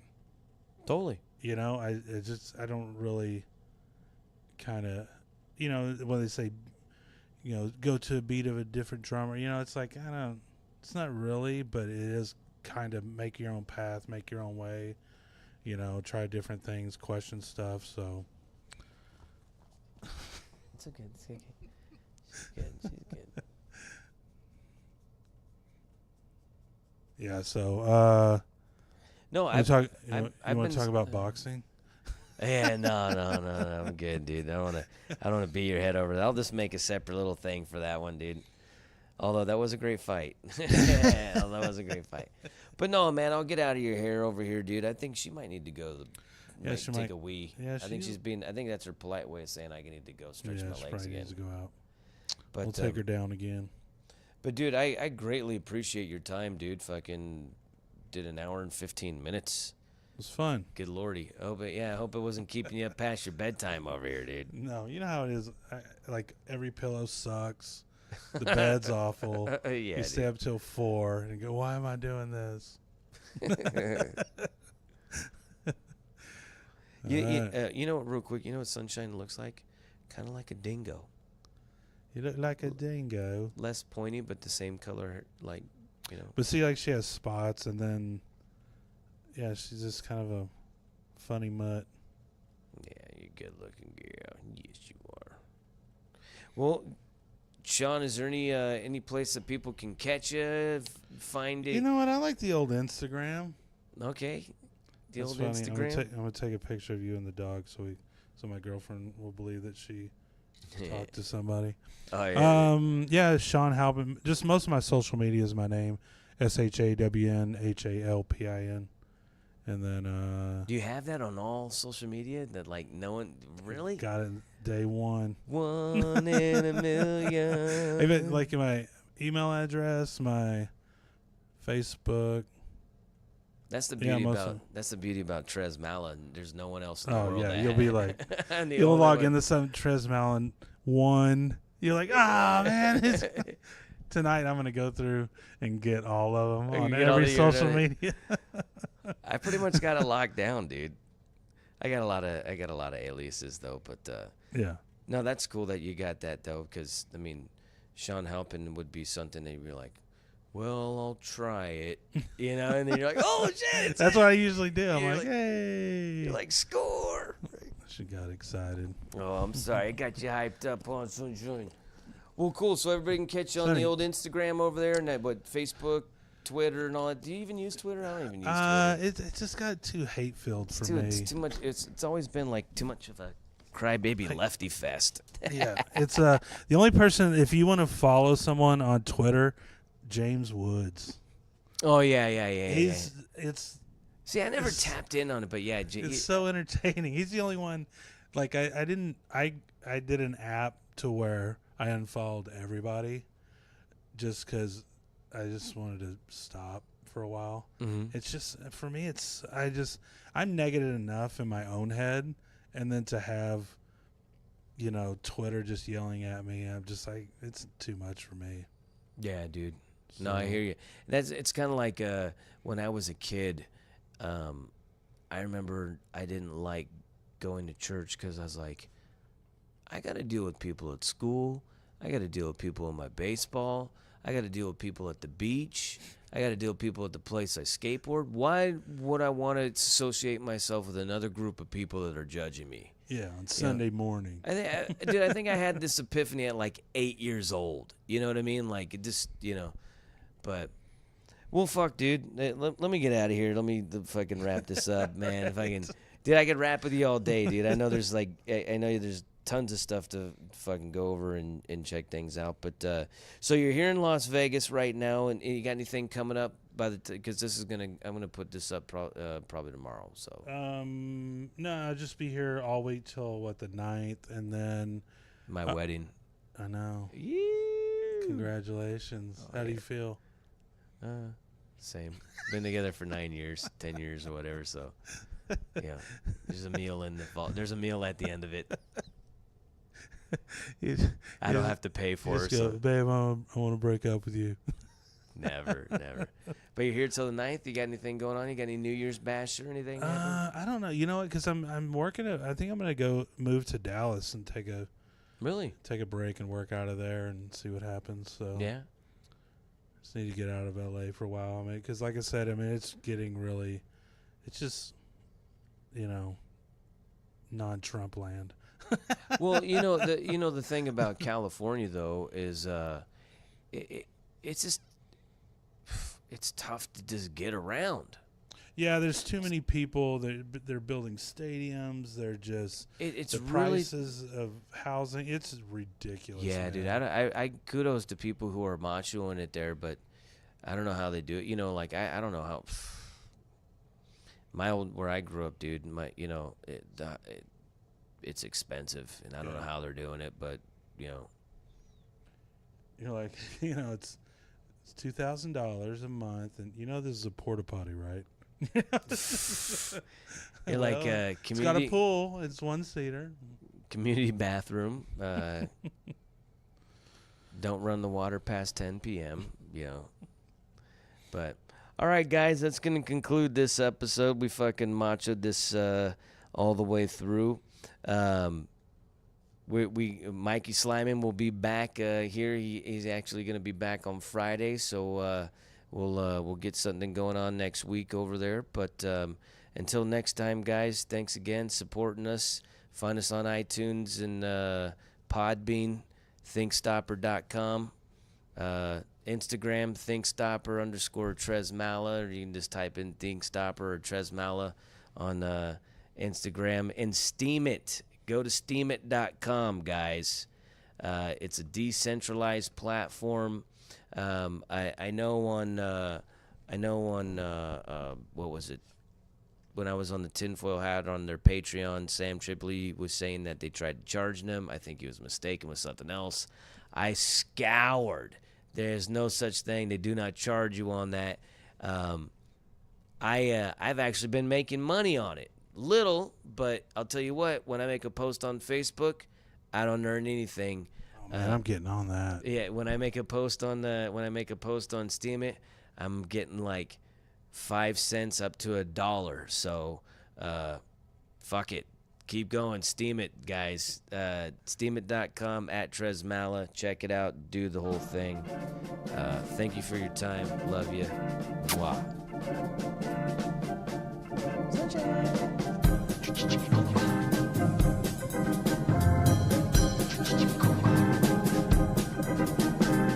Mama, mama, mama, mama, mama, mama.